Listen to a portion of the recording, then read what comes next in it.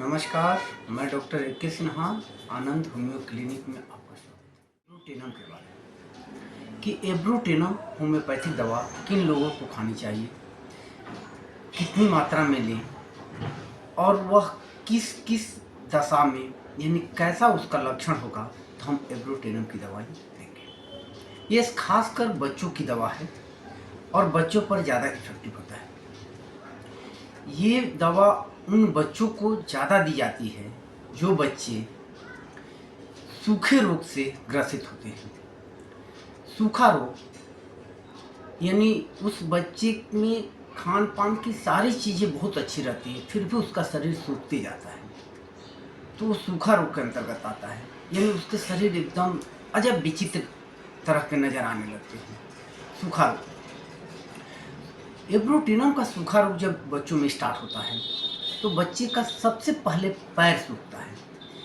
पैर के यानी नीचे से सूखना स्टार्ट होता है और ऊपर तक धीरे धीरे चला आता है और जाके लास्ट में उसके सिर में ये चीज़ दिखाई देता है।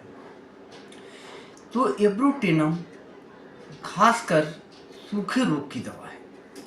मैंने पहले बताया कि बच्चों की दवा है और ये बच्चों पर ज़्यादा काम करता है।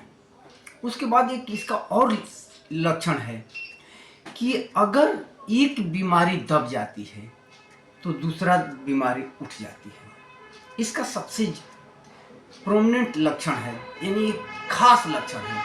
जैसे कि अगर किसी इंसान को गठिया रोग है तो गठिया जैसे ही दबेगा उसको पेचिश हो जाएगी, दस्त की बीमारी हो जाएगी। अगर उसको पतला दस्त हो रहा है तो गठिया की बीमारी बिल्कुल शांत रहेगी। तो इसका दूसरा लक्षण है कि अगर कोई एक रोग दब जाता है तो दूसरा रोग पैदा हो जाता है। मैंने पहले ही बताया कि यह खासकर बच्चों की दवा है। तो बच्चों के हाइड्रोसिल यानी जब पोता बढ़ जाता है तो उसमें इसकी बहुत अहम रोल है। अगर छोटा बच्चा का शरीर के कहीं से भी खून बहना स्टार्ट हो जाता है, खासकर नाभि यानी नाल से, तो उसमें एब्रोटेनम बहुत अच्छी दवा है। अगर किसी बच्चे के नकसीर खुल जाता है यानी नाक से ब्लड आना स्टार्ट हो जाता है तो एब्रोटेनम बहुत अच्छी दवा है। यह शीत प्रकृति की दवा है, यानी चिली पेशेंट, इसके पेशेंट जो होंगे वो सर्द प्रकृति के होंगे।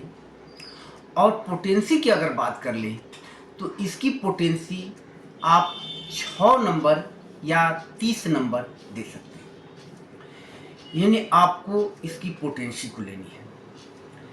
फिर भी अगर आपको इस तरह की कुछ बीमारियां रह जाती हैं और आप मुझसे इलाज करवाने के इच्छुक हैं तो मेरे दिए गए व्हाट्सएप नंबर पर अपना प्रॉब्लम लिख के डालिए और मुझसे इलाज करवाइए।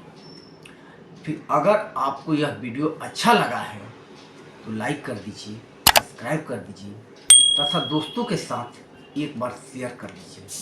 धन्यवाद।